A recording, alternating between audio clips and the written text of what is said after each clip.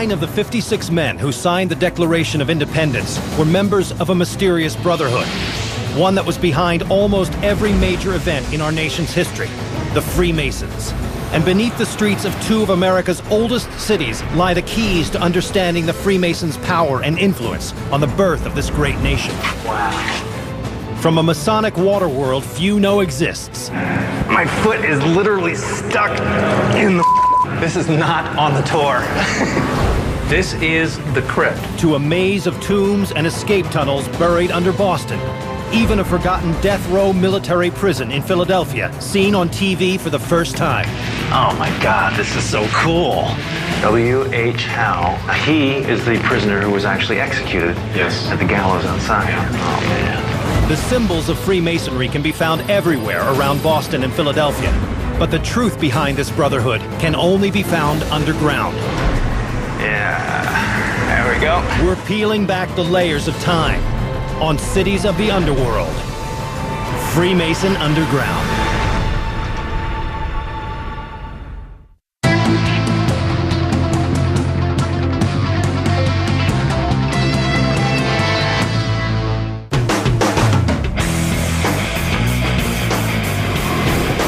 Buried beneath the streets of big cities like Boston and Philadelphia are the untold secrets of America's rebellious founding fathers.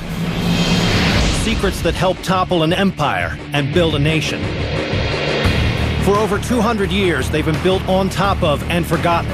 But the clues left behind from these dark days all have one thing in common. They link the greatest achievements in American history to members of an elusive secret society. They're called the Freemasons, and little is known about them. From buried water worlds beneath Philadelphia to tunnels running below Boston's North End, their secrets changed the world as we know it. And today, they're about to be revealed. The Freemasons had their hands in many parts of the American Revolution. Some say the Constitution of the United States was so influenced by the ways of the Masons, the founding of our nation has been dubbed the Masonic Experiment.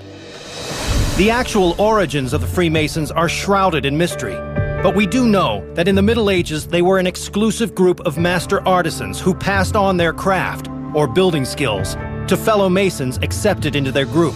But for reasons no one can be sure of, Masons in Scotland began accepting non-artisans. Buildings suddenly became much more than just structures. They were symbols in stone. When the first Freemasons came to the new colonies, they went from building structures to building a nation, one city at a time.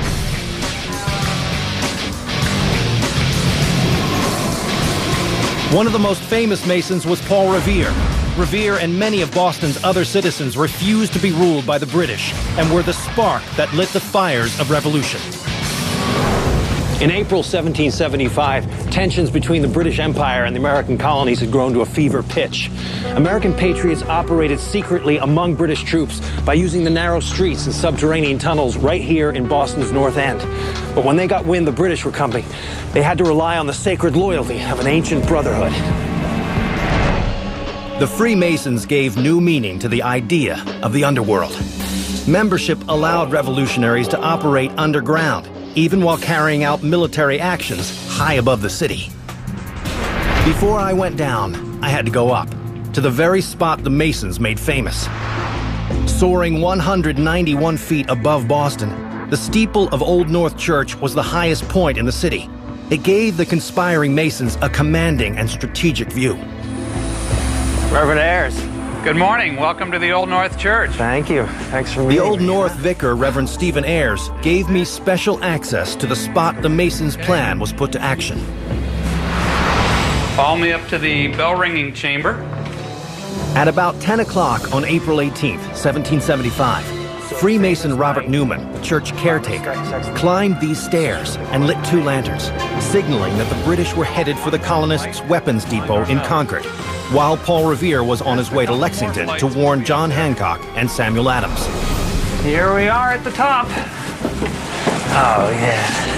Fantastic. Oh, this is where it all began, huh? Spectacular view from up here. Oh, man, look at this. Oh, it's great. Wow, 360 degrees, all of Boston around us, huh? This was the tallest point in the colonial times. Leaders of the growing rebellion, John Hancock and Sam Adams, were in hiding. Out of reach of the British, they were well connected with other revolutionaries because they too were Masons. Most of the American Revolution, at least in Boston, was either organized at Masonic meetings or in the local taverns in a back room. The Masons used this church's steeple to help the cause of the revolution.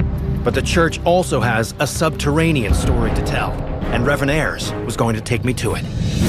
All right, well, now that we've shown you the steeple, let me show you the tombs. Hidden beneath this church is something few know about, an underground world of the dead.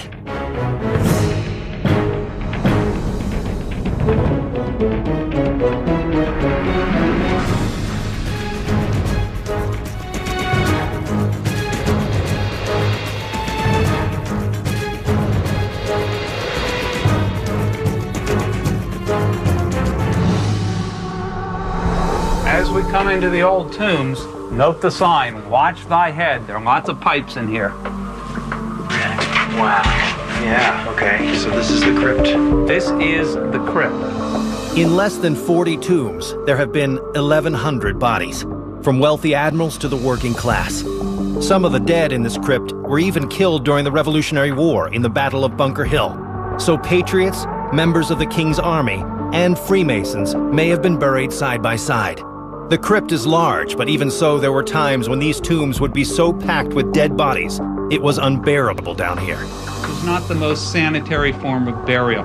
If you go along the outside of the church, you will see vents running along the base of the church on both sides. That was to air out the basement. Just imagine the smell of moldering bodies down here on a hot summer day. Over 1,000 bodies have passed through here over the centuries. Some were surely Masons carrying their secrets along with them. But Reverend Ayres told me the subterranean space wasn't initially built to bury people. The tombs were built over a series of years here. It wasn't designed originally to have tombs. The north end was filled with smuggling tunnels during the colonial era. I mean, you wanted to avoid the revenue agents. As a matter of fact, there's a story that some folks put signals in the steeple to signal which ship to go to which wharf to offload some of their cargo into a smuggling tunnel before the revenue agents would show up. We believe that there are tunnels that led into this basement or quite close by. Many of the smuggling tunnels have since been sealed up or have collapsed. But as Reverend Ayres took me back upstairs, I got a glimpse of the strange contraband that once passed through them. Those angels were given to the church by a member of the congregation, Captain Thomas Gruchy. He, by profession, was, among other things, a privateer. He lived just up the street, and actually underneath his house is an old smuggling tunnel. As a privateer, of course, that meant he was a licensed pirate, which means that those are stolen angels. So you got pirate's booty right here in the church. Pirate's booty right here in the church. So a pirate actually used underground tunnels to smuggle his stolen booty, and it all went down right below this church. But how did he even know about the tunnels? Reverend Ayres says there's this guy across the street from the church here that has a smuggler's tunnel from the Revolutionary period. He used to belong to the pirate who gave the cherubs to the church. Let's go check it out. Sonny Mirabella's house was just a few blocks from Old North Church. Rumors of tunnels used by everyone from the Freemasons to pirates to bank robbers run rampant in the neighborhood. A sealed-off hole in Sonny's basement only adds fuel to the fire. Hey, Hi. Sonny. Yes. Don Wildman. Hi, Don. Reverend Ayres told me to come over. Oh, How you doing? pleasure meeting you. Thanks for having me over. Sonny got right to business Be careful, watch your step. It's All right. an old building. Okay. and led me to his crowded basement. It's a basement. Yeah, this is a basement. This is it. This is the tunnel. Okay. This is the original. This is all the original brick. This the same size brick they use in the Old North Church. So the guy that had the angels in the Old North Church Captain Gruchy. lived in this house. Yes, and he got the contraband coming in from the waterfront. So he's a big-time smuggler, this guy. He was a thief. The North End tunnels are more than an urban legend. Some locals say there are entrances to the tunnel system in just about every cellar in the old neighborhood. Even though it no longer allows access to subterranean Boston today, use of these passageways may have continued until well into the 20th century. 11 men robbed an armored car company headquarters and stole nearly $2.7 million. It was the perfect crime, and law enforcement searched high and low for the missing cash. Believe it or not, my new friend Sonny actually became a suspect. Yeah. This is a true story. Okay. I get a knock on the door like you just knocked. There's 2 or 3 big guys out there, and I said, "Can I help you? This is where the FBI." He says, "What can I do for you?" He said, "We want to see the tunnel." I says, "How do you know I have a tunnel?" He says, "We know everything." So I took him down. I said, "It's been blocked." He said, "I want to see." I showed him. They looked. He says, "Okay." I says, "You know who did it?" He says, "No." I said, "I thought you guys knew everything." Oh, yeah. So you're not doing any smuggling these days? Nah, my smuggling days are over. The FBI did finally apprehend all 11 accomplices in the Brinks robbery, but their stash of $1.1 million disappeared forever somewhere in Boston's seedy underground. From the lost Brinks cash and Captain Grucci's pirate booty to the secret stomping grounds of Paul Revere and the Freemasons, Boston's soil is full of secrets, and this city is only just the beginning.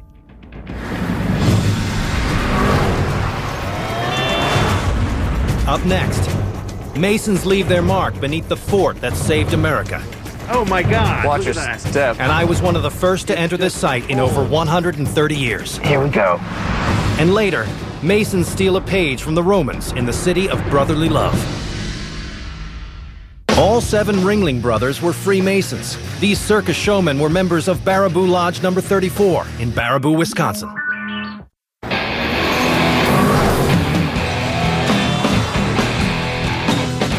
I'm in Philadelphia, ground zero for the American Revolution.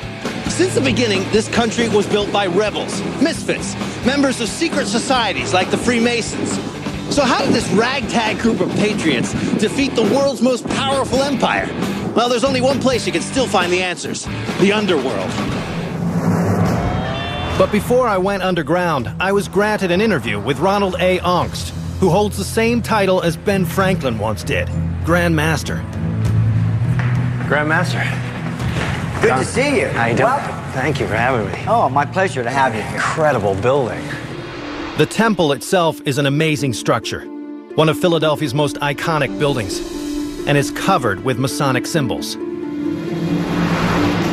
But Freemasonry and its symbols have reached far beyond the halls of its grand lodges. Their seeing eye sign can even be found on the dollar bill, along with Mason George Washington. While symbols like the eye or the Mason compass can be seen all over the U.S., the initiation ceremonies for the Brotherhood are held in secret. As secretive as they are, they're just a process, procedure. It's nothing different than when one is baptized in a church. But it's a procedure only for the eyes of the Masons, and it actually links them to the ancient Temple of Solomon. Solomon's master builder was a man named Hiram Abiff. He was a master mason, and his 3 apprentices desperately wanted to know the secrets of his craft. They were tired of waiting and plotted to force him to tell his secrets, or else. One day, each demanded the guarded information, and each time Hiram refused, an apprentice hit him over the head. The 3rd blow killed him. Hiram's death is reenacted in today's Mason initiation ceremonies. Only after the new Mason pretends to die, he is resurrected through the power of the Masonic grip. The grip is a secret handshake known by all modern-day Masons. The Masons are believed to not only be linked to the Bible, but also to the Knights Templar. This ancient order of powerful Christian crusaders were persecuted and fled to England and Scotland. Many said they hid underground, becoming stonemasons as a cover for their true identities. Some say the Freemasons still possess the Holy Grail that the Knights Templar took with them to Scotland. Today there are over 4 million Masons in the world, 2 million in the United States alone. And this exclusive fraternity continues to inspire and mystify the world. Freemasonry, we have 3 degrees. We have apprentice, we have the fellowcraft, and we have the master mason degrees. And those were the same thing as far as construction of the temples. So from those times, we then transposed them to a more modern culture of now, instead of building temples, we build men. And 230 years ago, George Washington, Ben Franklin, John Hancock, Paul Revere, men built by the Freemasons, were literally pushing the buttons of revolution. As the capital of the breakaway colonies, Philadelphia was a prime target for the British. To defend the city from attack, city leaders called upon two famous Freemasons. George Washington was named General of the Continental Army, and Ben Franklin was in charge of defenses around the city. So, when the British attacked, the rebels were ready. Before they were rebels, the Freemasons were builders, and most people have no idea that they had a hand in one of the most important forts of the American Revolution. It's called Fort Mifflin, or the fort that saved America. It all started when Benjamin Franklin's first job was to complete the construction of a fort that would defend Philadelphia against attack. Today, this fort sits in the shadow of Philadelphia's airport. But even archaeologists had no idea what else was hiding there. And for the first time ever on television, we've been given access into a newly discovered piece of American history. Gentlemen, how you doing? Oh, Don. Lee, nice to meet you. Hey, thanks for having me. I met with Lee Anderson and Andrew Fearon, the team of experts who recently helped unearth another world beneath Fort Mifflin. Their discovery is so new, I was among the first to ever be allowed down. This place is incredible. We think so, yeah. Hidden here off the highway. Best kept secret in the country. Its best kept secret was not the fact that Fort Mifflin actually changed the course of the Revolutionary War, or that the great battle that took place here actually kept the British at the mouth of the river, allowing General George Washington and his troops to regroup at Valley Forge. The best kept secret was in fact buried underground. So, how did you find this place? Well, it was actually the site manager he was mowing the lawn, and actually part of the ground had given away, and the soil kept on. Right here. Yeah, was continually displaced. So this is a tunnel system under here? Yeah. Thanks to something as simple as a lawnmower, this entire unknown section of Fort Mifflin was discovered after being buried for over 130 years. The find is so new that no one knows exactly what went on down here, or how it's managed to stay intact and hidden for so long. Basically, we've got a hole underneath there that leads to the entrance of what we're calling Casement 11. And you had no idea this was here? Absolutely no idea. Casement 11 lies underneath the original Fort Mifflin. It's believed that while the Masons were spearheading the revolution in the barracks above, this subterranean space was supplying them with ammunition. But that's only the beginning. Can we lift this off? Yeah, if you'd help me just get this guy. You can set him back here. So cool. Archaeologists have just started clearing away the debris.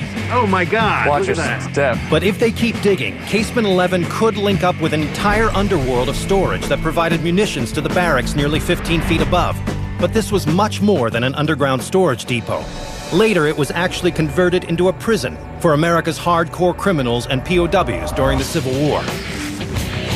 On your belly, huh? Yep. Here we go. Wow, it's really tight. Oh, it opens up totally. Yeah. Oh my God, this is so cool.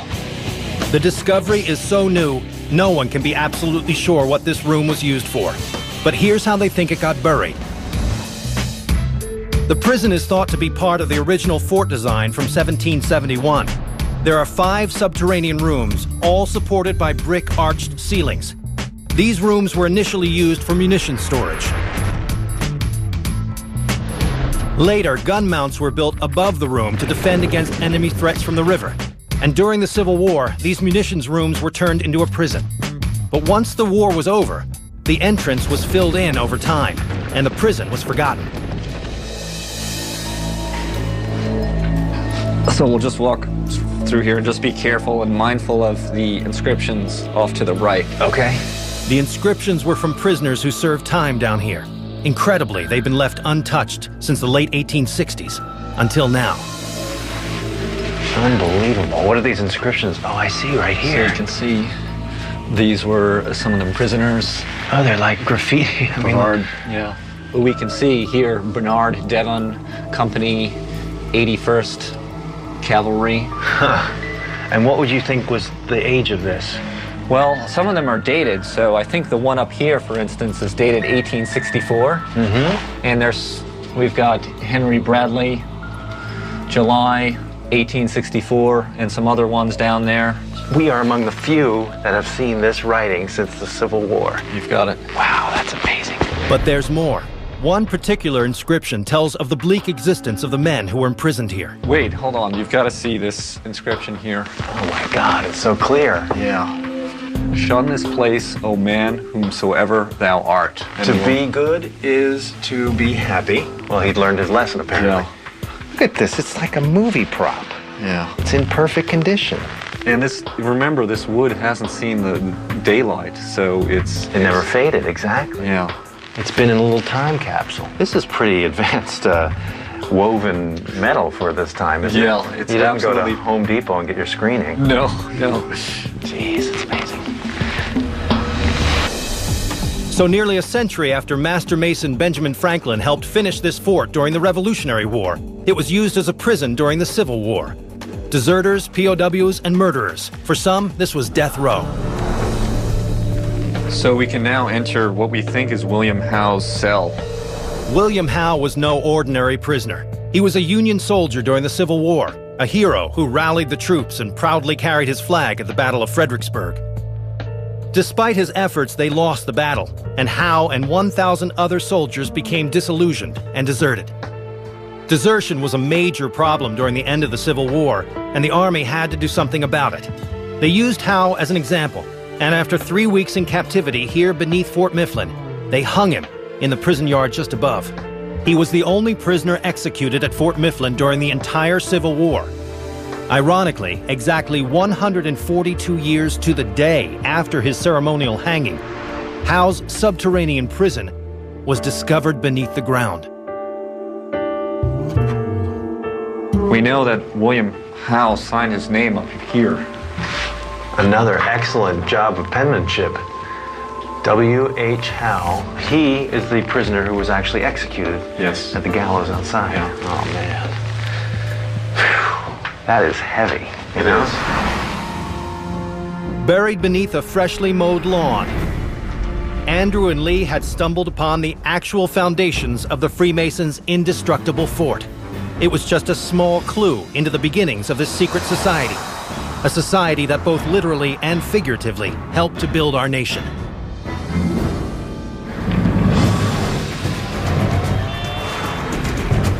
Up next, revolutionary bomb shelters fit for members of a secret society.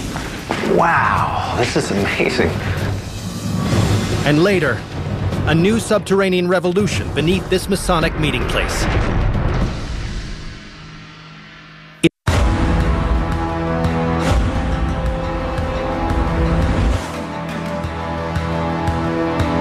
For a group of rebels to take on the British Army, they needed both manpower and money. The Freemasons had both. Master Mason Ben Franklin used that money to complete Philadelphia's Fort Mifflin. Today, the fort's located just off the airport, but 230 years ago, it was a key stronghold during the American Revolution. Wow, that's amazing. Unbelievable. I had just been one of the first to enter the newest discovery beneath this fort. But there was more lying beneath the soil. It was at this very site that 400 volunteer patriots held their own against the British for over 5.5 weeks. But how did they do it? How were the patriots able to survive the barrage of British artillery for so long? The answer was underground.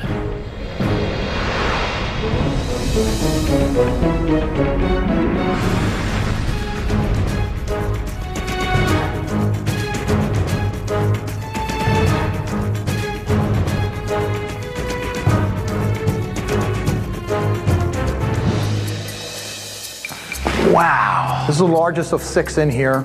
We're under about 10 feet of dirt. Wow, this is amazing. This is all original 18th century construction. Late 18th century, yes. It would have been used as a barracks in case of another siege. It would hold about 120 guys. These barracks were built to last. But the Masons didn't lay the first brick. Instead, it was the British. And when they began construction of the fort to protect their largest colonial city, they never could have imagined that just a few years later, Fort Mifflin would be in the enemy, or Freemason, hands. It all happened in 1776. The Revolutionary War was in full swing, and under Freemason Ben Franklin, colonists took over the fort. America was ready for war, and Fort Mifflin would help them win it. The thickness of its outer walls ranges between 6 and 10 feet, which allowed it to take endless direct hits from ships in the bay. In fact, these walls survived the largest bombardment ever seen by the North American continent. And during those bombardments, the rooms we were in served an essential purpose. So in a time of danger, battle, this would be the alternative barracks? It would. It would be the place where the soldiers can keep out of the bombardment, which they could have used in 1777. Okay, because you're actually living inside the wall here, basically. You are. You're pretty safe. Back then, cannonballs didn't explode. Most of them were solid shots, so they couldn't get through here. But thanks to the genius of the colonists, it would take a lot to actually reach the fort. Their first line of defense were basically booby traps lining the bottom of the river. These were 30-foot square boxes crossed by timbers. Iron spikes were then fastened to the timbers. The boxes were then sunk into the river with 30 tons of stone. The hope was that British ships would have gashes ripped into their hulls as they passed over them. The second line of defense was this fort. Its walls were up to 10 feet thick and were enlarged by the colonists when they took it over from the British. The fort appears to be designed in the shape of a pantograph. It's a tool used for copying plans or maps, and the sides created useful angles that allowed the greatest range of fire for the troops. But there are other rumors about the fort's unique shape. The pantograph is also linked to the Freemasons' compass and square symbol. Could the Mason-heavy government that commissioned Fort Mifflin have been sending a message? Some say by building this fort in the shape of a pantograph, they leave no doubt who built both the city of Philadelphia and the new nation they would soon govern. And this isn't the only time the Freemasons have literally left their mark. There are even theories that link the Masons with landmarks in Washington, D.C. The intersection of 5 major roads form a pentagram or 5-pointed star, with the White House at its southernmost tip. This location also links up with another Freemason emblem, the compass and square, similar to the shape of Fort Mifflin. The U.S. Capitol building sits at the hinge of this compass. But what actually went on in this room? What are these holes in the wall? Those are actually gun ports. Oh, really? So those would face out. Oh, yeah, they're all over the place here. It would have been very hard to shoot out these. Yeah, I'm sure they don't want to be able to shoot in. So. You're not going to win a battle from in here. No. You're just going to wait it out. Yeah, okay. 230 years ago, I would have been standing among 400 men. They were cramped inside for over a month. The temperature dipped well below freezing, supplies ran low, and the sleeping situation was just as bad. Revolutionary times. So this is like generally the size of them? It's exactly the size. People back then were so short. Yeah, that's a fallacy. Their feet really came out They this slept far. sitting up. Oh, really? Yes, they thought that was better for their health. No kidding. Yes, it wasn't until later in near the 20th century that people started laying straight on their back. Yeah. Are you the only person in this country that knows that? I had to come to Fort Mifflin to find that out. By fending off the British, Fort Mifflin changed the course of the war. But Fort Mifflin is just the beginning of the legacy the Freemasons left behind beneath Philadelphia. Just a few miles away is the Mason-inspired maze of tunnels that few realize exists.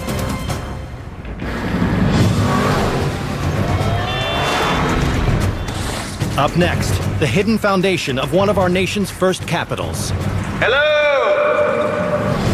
And later, This beam up here has these designs. What's going on with that? a secret hideout full of cryptic symbols. George Washington was sworn in as the first U.S. president using a Bible that was borrowed from a nearby Masonic lodge.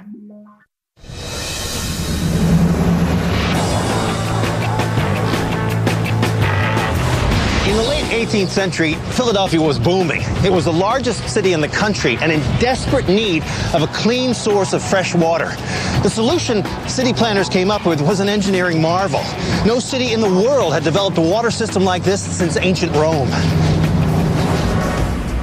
Philadelphia was home to one of America's most famous Masons, Grandmaster Ben Franklin. Franklin, like most Masons, was a man of great power and wealth. and he was determined to use his status to make his city a better place. He willed 1,000 pounds to the city of Philadelphia, insisting that part of it be used to build a municipal waterworks. This system of clean water that allowed Philadelphia to grow into the city it is today was not only the brainchild of Master Mason Franklin, it was also designed by one, Freemason Benjamin Latrobe. Believe it or not, Latrobe also worked on the White House and the U.S. Capitol, but it was his Philadelphia waterworks that helped revolutionize the way cities ran, and over 200 years' worth of Mason-inspired water tunnels still remain beneath the streets. Hey, Ed. Hey, John. I met with Ed Gruszewski, an expert on the Fairmount Waterworks. Good to have you here. Look at this view. This is a perfect location to see the entire site. For most of the 19th century, the Fairmount Waterworks was the major pumping station for the city of Philadelphia. Frederick Graff, Latrobe's apprentice, designed Fairmount Waterworks in 1805, improving on Latrobe's system, which could no longer meet the needs of the city. Today, Fairmount is the best example of how the Masons inspired the building of this city.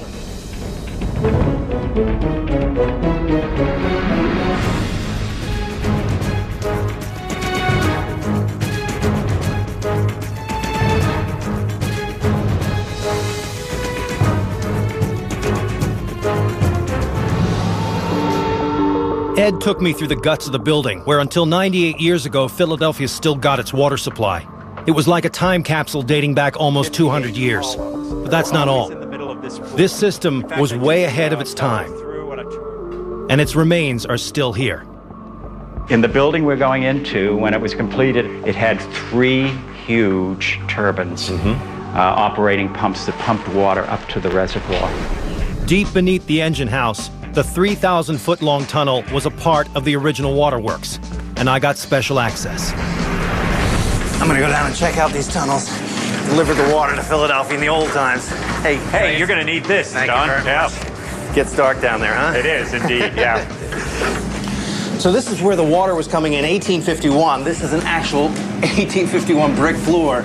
But this bedrock represents the fact that this building has been here since 1812. This is the original foundation for the original building. It's been around for a while. The Waterworks project was continuously changing. Toward the end of its life, it was even turned into a sewer. But the first version goes back to 1801, and that's the one that was a Freemason design. It was an ingenious plan that brought water from the Schuylkill River into a canal dug through bedrock. From there, the water went to a steam-driven pumping station, where it was lifted to an underground brick conduit and delivered by gravity to a pumping station in Center Square. Graff made this innovative design bigger and better, and I was inside that system. This is the intakes for the water to go up to the pump, which is on the other side of this wall. I see there's a gate here and everything. Wow, what's all this? Oh, this is the old cast iron or something, I guess. There's another one here, and right through here is the pump housing. There it is. That's the original pump. Wow, it looks like modern age. It's amazingly modern. So this would have been all filled with water, and it would have come from down in this part here. I'm gonna go down here and take a look. Oh, I see. Wow, here is actual water, 2 feet deep, groundwater. And this tunnel back here keeps on going. It's an old sewer from 1920. So it was 1851 here and then 1920 down here, and they used it actually for open sewer. I gotta go check this out. I'm gonna need some waders and a stronger light.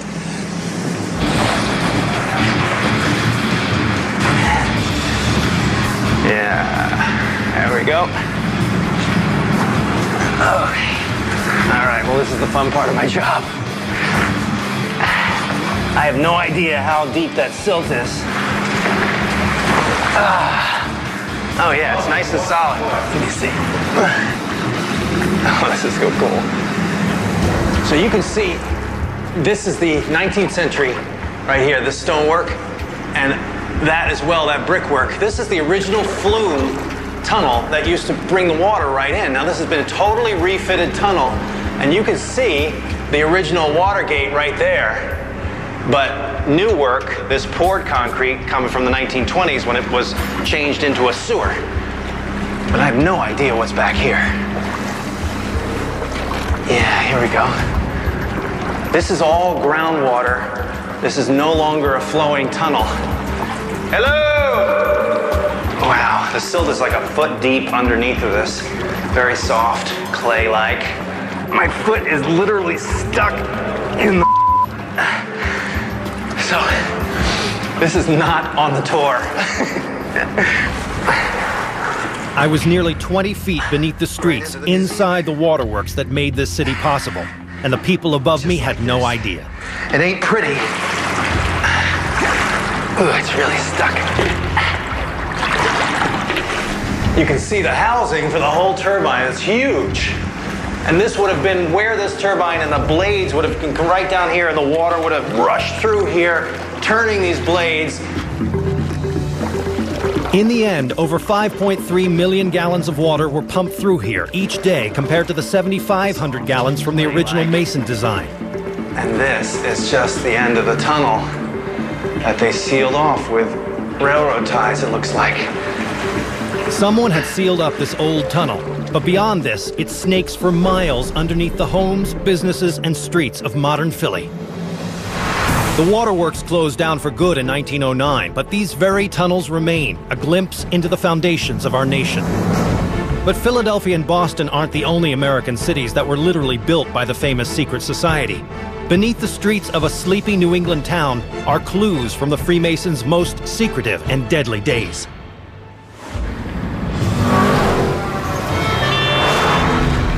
Up next. You know, Don, you're probably the first person in there in about 70 years. The fight against slavery unearthed beneath this meeting house. Incredible.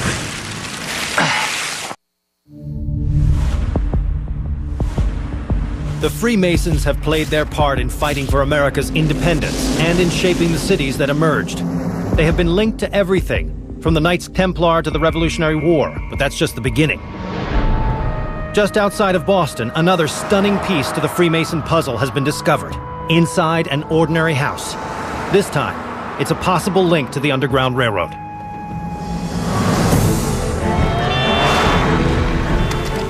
The American Revolution wasn't the only time Americans were forced to operate in secret. In the 1800s, a massive network of abolitionists secretly transported Southern slaves to freedom. With thousands of lives and the fate of a nation at stake, there was only one place to go: underground. And this small town was center stage for America's newest fight for freedom. The Underground Railroad made an important stop here en route to Canada. While the Underground was just a figurative name for many networks established to carry slaves to freedom in the North, here it actually went underground. And today, these houses in Concord still sit directly on top of links to this secret past. Few people know that the Freemasons played a major but hidden part in the fight against slavery. In fact, Mason Benjamin Franklin was a leading abolitionist. Here in Concord, Massachusetts, I was about to see an eerie reminder of America's darker days, unearthed accidentally during the renovation of this home. Hey, John. Hi. John Shatanoff knows Concord like the back of his hand. He's a local resident who's been exploring this small town's underground for years.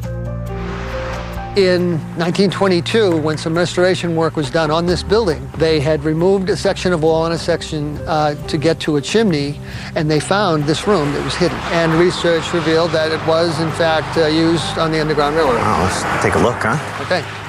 The building is now an art gallery. But few realize that hidden behind the fireplace is a secret room where hundreds of slaves would have stayed on their way to freedom.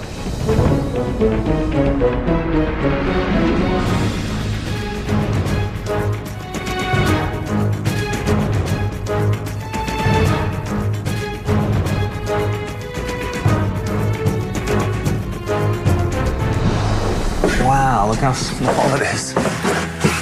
Jeez.